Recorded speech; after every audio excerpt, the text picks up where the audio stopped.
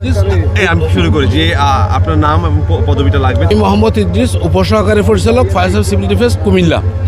3টা ফাঁসে আমরা সংবাদ পাই যে ট্রেন এবং বাসের সড়ক দুর্ঘটনা হয়। সঙ্গে সঙ্গে আমরা কুমিল্লা সদর দক্ষিণ সৌরবাজার ফায়ার স্টেশন মুভ করি। ওইখান থেকে এই যে যেখান থেকে ফতুয়াবাজার বিশ্ব রোড ফ্লাইওভারের নিচে যেখানে অ্যাক্সিডেন্ট করছে ওইখানে আমাদের প্রথম সার্ভে করা হয়। ওইখান থেকে সার্ভে করতে যেখানে আসছি আমরা 3জন ডেড বডি পাইছি। 3জন ডেডের মধ্যে 2জন পুরুষ, 1জন মহিলা।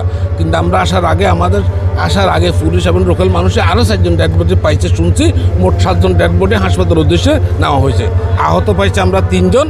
এবং সর্বশেষ আপনারা আসার আধা ঘন্টা আগে আবার রাস্তার দুই পাশে আমরা সব লোক গিয়া আমাদের কমিউনিটি ভলান্টিয়ার আমাদের ফায়ার সার্ভিস লোক গিয়া দুই পাশে আবার সার্ভে করলাম, গাড়ির ভিতরে সার্ভে করলাম এবং যতটুকু চোখ বা নজর গেছে সার্ভে করলাম।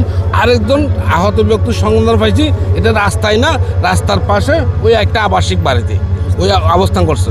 ওইটার ওনার যন্ত্রণা শুনে ওনাকে নিয়ে এখন আবার সর্বশেষ আবার আমরা হাসপাতাল উদ্ধারে পাঠাইছি।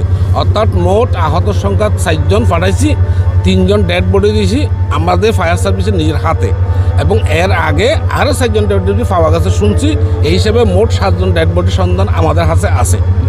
আপনি যে এর আগে যে বিভিন্ন সূত্র জানতে পেরেছেন 4জন মারা গিয়েছে, আপনি কনফার্ম হয়েছেন কিনা যে 7জন কি মারা গিয়েছে বা কনফার্ম? আমাদের পুলিশ প্রশাসন দ্বারা আসছে, ওইখানে লোকাল দ্বারা প্রশাসন সবার স্বীকারোক্তি মোতাবেক। কিন্তু আমরা হাসপাতালে এখনও যাই না। এটা হাসপাতাল সঠিক তথ্যটা আমরা হাসপাতালে গেলে আপনি বা আমরা পাবো। দুর্ঘটনাটা কীভাবে ঘটেছে সেটা জানতে পেরেছেন কিনা? আমার প্রাথমিক ধারণা এটা 2জনের অসতর্কতার কারণ হতে পারে। কারণ বাসটা কোন জায়গায় যাচ্ছিল? বাসটা মামুন পরিবহন গাইবান্ধা হইতে সাবানেবাব হইতে নোয়াখালী মুখ করতেছে, আর ট্রেনটা হলো ঢাকা মেল চট্টগ্রাম হইতে ঢাকামুখী। জি, ধন্যবাদ।